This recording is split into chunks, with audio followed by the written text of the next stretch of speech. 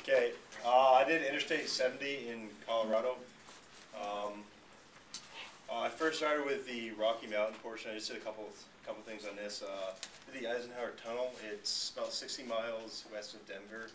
The tunnel is built underneath the Continental Divide, and it's at the elevation of 11,158 feet, which at the time was the highest tunnel in the world. Now it's like the second or third highest.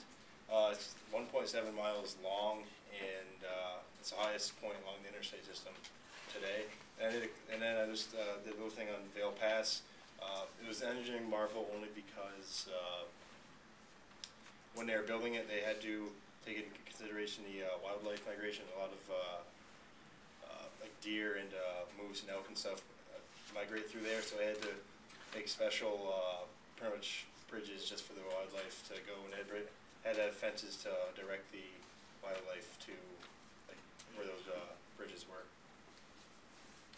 Then the main thing was Glenwood Canyon. It's a 12-mile section of the interstate. It's the last part of the interstate that was built in the U.S. At the time, and it was 40 bridges and viaducts, about 6.5 miles long bridges, and it was completed October 1992 at a total cost of $490 million. A little bit of history of kind of before they built it. This is the road before they put the interstate in. It was just a two-lane highway, or two-lane road. You can see it kind of went through. When in 1968, that was when they kind of started doing the plans for it. The Colorado legislature had a resolution directing CDH to make a highway a tasteful blend between wonders of human engineering and wonders of nature. It's a quote from that website, which pretty much just means that they didn't want to disturb the natural beauty of the canyon. They wanted to make the canyon just pretty much as beautiful as they could with the interstate. So they sent it to an engineering firm, or 3 different engineering firms, and each firm came up with a different concept for the thing. The first one was routing I-70 south of the canyon, so pretty much bring it to another canyon that's not as nice as this, not as steep. Second was a tunnel through the whole thing. And the third is a concept that's built today, which is this. So when they were building, before they built it, they had to have environmental mitigation, where the contractors pretty much had to affect the canyon as little as possible. There was actually, people went out, or not people, but the government went out and marked certain trees, and if the contractor harmed that tree in any way, then they would be fined. The construction method was a balanced cantilever construction, which has never been used in the United States. I want to click on that, if possible.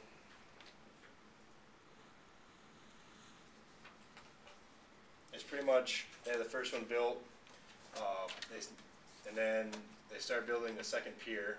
So build that up, put a crane on it, and then they just drop in the precast cement, and then they pour it in to connect. So it connects to that. So pretty much these are the precast beams or whatever. So they've dropped those in. So pretty much the eastbound lanes were built before the westbound, and once the eastbound were built, they had all traffic going to eastbound lanes, and they finished westbound. And westbound are suspended above the viaduct, only several feet above the canyon. This is pretty much just a picture of the canyon. As you can tell, the eastbound and the westbound are other way around, westbound, eastbound.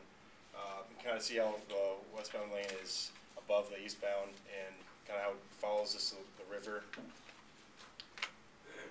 And then questions, and this is a picture I took in Colorado of a sign on the side. It says "No Name." It's the name of the town.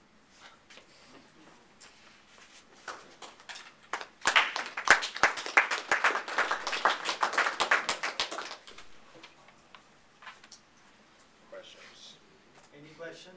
You said the tunnel was at 11,000 feet Yeah. elevation. Do you know how fast a descent that is? I mean, ascent, like how fast Um, do you go up there? I'm not Pretty well, high. the tunnel's obviously at a slant. It's not totally flat. This is so the highest point of the tunnel is 11,000 feet. I'm not really sure. I mean, last year I drove on it. It was, I mean, it's pretty steep, both going up and then back down. It's Yeah. pretty fast. I drove on it and we pretty much had the car pinned. Yeah, and it's because pretty of the high crazy, yeah. elevation, lack of oxygen, Yeah, it's pretty. we were not It's moving. like 3 times the highest peak in the world. Yeah. Yeah. The car usually goes down to 30 miles per hour or something like Yeah, that. you don't cruise too fast up there. But the speed limits are still 75. Yeah, if I remember people on the way correctly, down- 70 miles per The hour. way down, you're cruising. Everyone's doing like 80, including trucks. Sketchy. Right east of Glenwood, I know I was on Yeah. I-70 with you. That one spot where they have the tunnel for the westbound lane, and then it goes around the corner with the eastbound lane. Yeah. Did you find any information on the construction of that? No, I didn't. I think that tunnel's called No Name Tunnel though. Is it- Yeah. So there's on that one section is I don't know if you guys saw, but there's 3 different tunnels, or main tunnels on this Glenwood section, and then the rest of I-70 has another, I don't know, a couple big ones. Any other questions? Was there a lot of public outcry either over the cost or over the Um, environmental impacts? Yeah, there was a ton. That's why, like during construction, they had to pretty much they couldn't touch anything. They had to make sure that nothing was harmed. I mean, it took a while just for this construction to start because of that. Like, how are the aesthetics of that raised highway any different from like the road built in the canyon? Like, I don't really. What do you mean? Oh, Did they build a highway for an increased capacity, or did they? no, build they built a highway just because they have I-70 through there. But the reason why they made it for one's kind of on top of the other is they can get both lanes in. They didn't want to dig into the tunnel into the canyon. Oh, just to kind of have the They overlap. wanted to have it have the one lane here, Right. and pretty much harm as little as possible. It's very pretty. Yeah. So I'm just wondering, why do you call this as a contemporary topic? Huh? Explain to me in your mind. The requirement was that it needs to be a contemporary topic, right? Just tell me why you think it's a I contemporary. think just topic. because they thought about the environment so much that when they're like during construction, engineering was so much about keeping the environment this is how it is before that they just didn't want to do any harm. To Did they do it because of the permits that required it, or they did it out of good citizenship? I mean, they did it because of permits, and people obviously didn't want to harm what the canyon looked like.